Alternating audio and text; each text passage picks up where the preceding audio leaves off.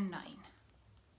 A person in the divine consciousness, although engaged in seeing, hearing, touching, smelling, eating, moving about, sleeping, and breathing, always knows within himself that he actually does nothing at all.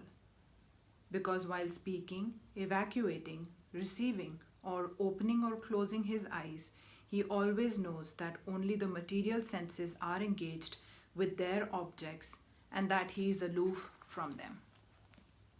A person in Kṛṣṇa consciousness is pure in his existence, and consequently he has nothing to do with any work which depends on 5 immediate and remote causes: the doer, the work, the situation, the endeavor, and fortune. This is because he is engaged in the loving transcendental service of Kṛṣṇa. Although he appears to be acting with his body and senses, he is always conscious of his actual position, which is spiritual engagement.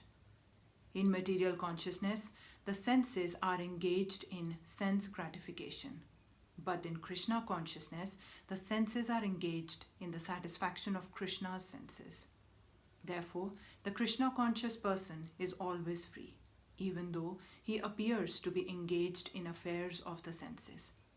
Activities such as seeing and hearing are actions of the senses meant for receiving knowledge, whereas moving, speaking, evacuating, etc. are actions of the senses meant for work.